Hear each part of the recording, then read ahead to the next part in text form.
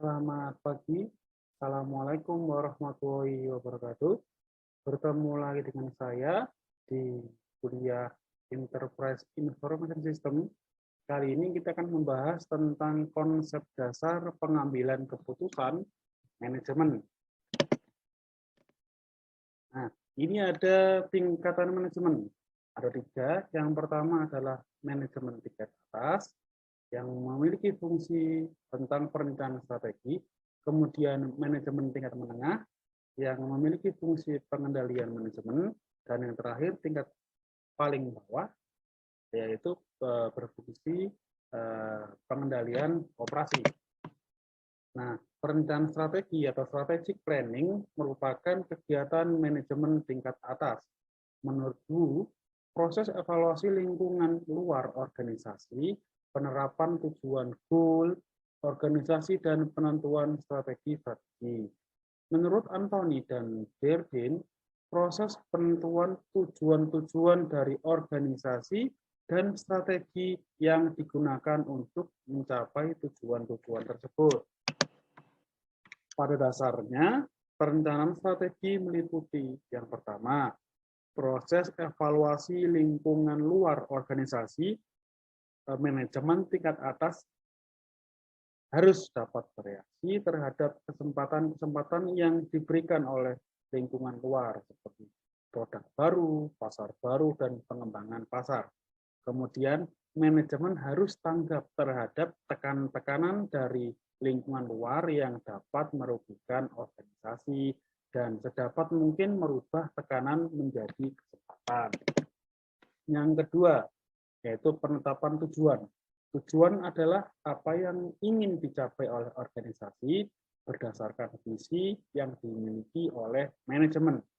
Tujuan ditetapkan oleh manajemen tingkat atas di dalam proses perencanaan strategis jangka panjang, biasanya 5 tahun. Misalkan, tujuan perusahaan dalam waktu 5 tahun menjadi penjual yang besar di dalam industri dengan menguasai 60% pasar. Yang ketiga, yaitu penentuan strategi. Menentukan tindakan-tindakan yang harus dilakukan oleh organisasi dengan maksud untuk mencapai tujuan. Didukung dengan sumber daya seperti material, modal, personel, serta sumber daya kesempatan lingkungan luar organisasi. Contohnya, strategi low cost, leadership, dan inovasi. Manajemen tingkat menengah, di sini tugasnya adalah pengendali manajemen. Kemudian, sistem untuk meyakinkan bahwa organisasi telah menjalankan strategi yang sudah ditetapkan dengan efektif dan efisien. Kemudian, tactical level dijalankan taktik supaya perencanaan strategi dapat dilakukan dengan berhasil. Nah, sifatnya jangka pendek kurang lebih 1 tahun. Proses pengendalian manajemen terdiri dari yang pertama, tahapan pembuatan program kerja. Yang kedua, penyusunan anggaran. Ketiga, pelaksanaan dan pengukuran. Serta yang terakhir yaitu pelaporan dan analisa.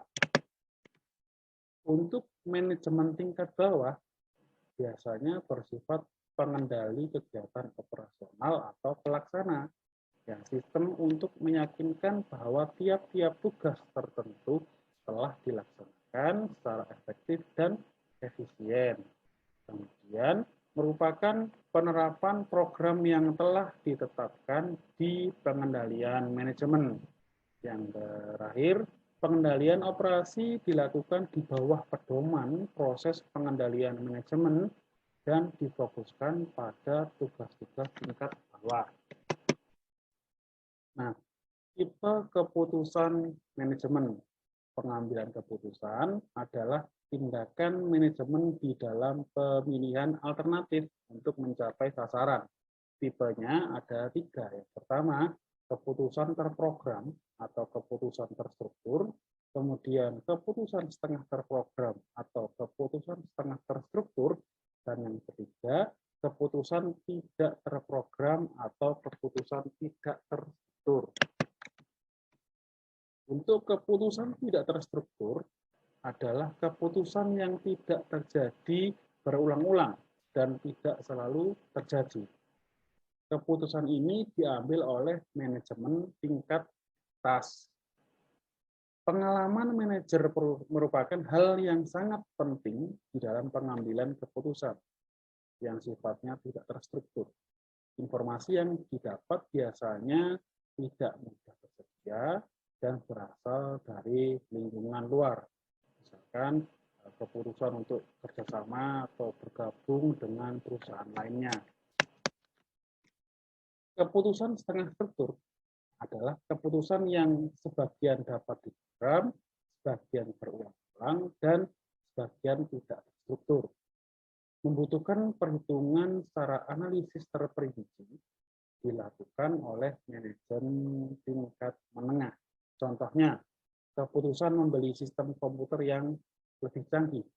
Kemudian, keputusan alokasi dana untuk promosi. Nah, kalau untuk keputusan terstruktur adalah keputusan yang berulang-ulang dan rutin sehingga dapat diprogram. Biasanya dilakukan oleh manajemen tingkat bawah. Contohnya misalkan keputusan membeli barang atau penagihan piutang.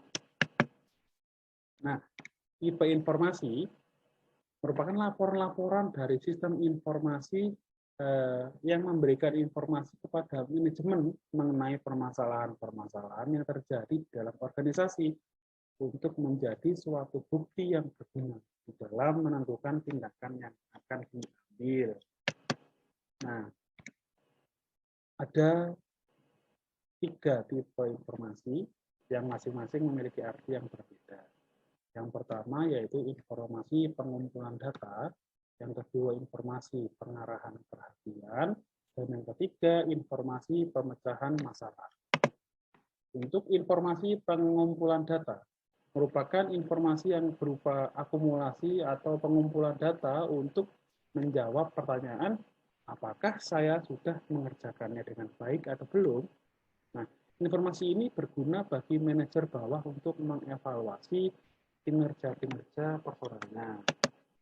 Yang kedua, informasi pengarahan perhatian merupakan informasi untuk membantu manajemen memusatkan perhatian kepada masalah-masalah yang menyimpang, tidak beres, atau tidak efisien, dan kesempatan-kesempatan yang dapat dilakukan.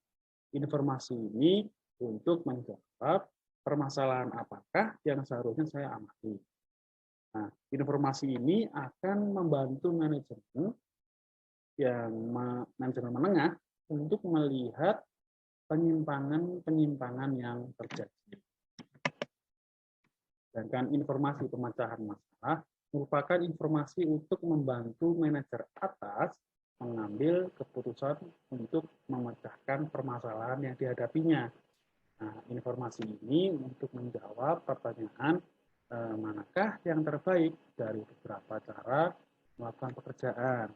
Nah, problem solving dihubungkan dengan keputusan yang tidak berulang-ulang serta situasi yang membutuhkan analisis yang dilakukan oleh manajemen tingkat atas. Nah, ini ada 7 karakteristik manajemen. Yang pertama ada kepadatan informasi, kemudian luas informasi, kemudian frekuensi informasi, kemudian schedule atau jadwal informasi, kemudian waktu informasi, kemudian akses informasi, dan yang terakhir adalah sumber informasi. Untuk yang pertama, kepadatan informasi. Kalau dilihat dari manajemen tingkat bawah, kepadatannya sangat-sangat terperinci, tetapi kurang padat karena digunakan untuk pengendalian operasional, pelaksanaan kegiatan. Kemudian untuk manajemen tingkat menengah dan atas, informasinya sangat-sangat terfilter dan lebih ringkas serta lebih padat. Untuk yang kedua, luas informasi. Dari sisi manajemen tingkat bawah, terfokus pada suatu masalah tertentu saja, karena digunakan oleh manajemen tingkat bawah yang mempunyai tugas khusus. Nah, kalau untuk manajemen tingkat menengah dan atas, membutuhkan informasi dengan karakteristik yang semakin luas, karena manajemen tingkat atas berhubungan dengan masalah-masalah yang luas. Ketiga, terkait frekuensi informasi. Untuk manajemen tingkat bawah, frekuensi informasi yang diterima adalah rutin, karena tugas manajemen tingkat bawah bersifat terstruktur dengan pola yang berulang-ulang dari waktu ke waktu. Kalau untuk manajemen tingkat menengah dan atas, frekuensinya tidak rutin atau ad hoc, karena manajemen tingkat atas berhubungan dengan pengambilan keputusan yang tidak terstruktur, yang pola waktunya tidak jelas. Untuk schedule informasi, terkait manajemen tingkat bawah, informasi yang diterimanya mempunyai jadwal atau schedule yang jelas dan periodik, karena digunakan manajemen tingkat bawah yang mempunyai tugas terstruktur.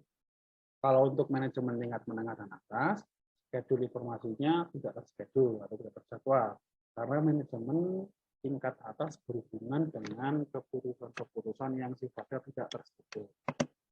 Kemudian untuk waktu informasi, terkait manajemen tingkat bawah, informasi yang dibutuhkan adalah informasi historis.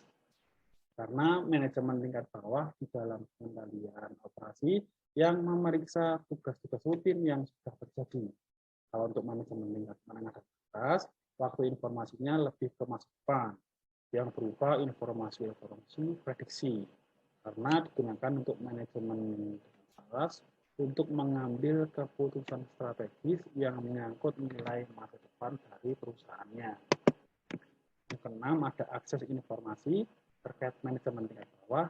Akses informasinya tidak secara online, tetapi secara offline.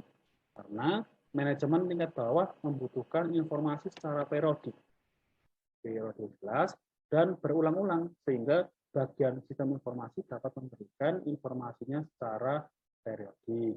Kalau untuk manajemen tingkat menengah dan atas, aksesnya secara online, karena periode informasi yang dibutuhkan tidak jelas, sehingga manajer tingkat atas perlu disediakan akses online untuk mengambil informasinya kapanpun mereka membutuhkan dan dimanapun mereka berada.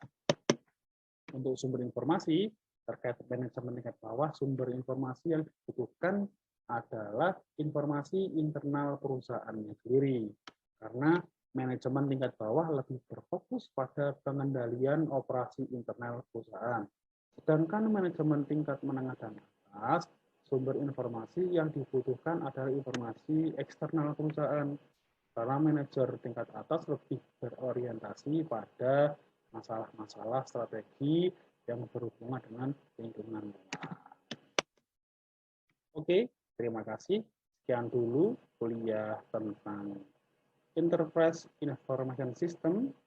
Terima kasih telah menyaksikan. Sampai berjumpa lagi di part ketiga.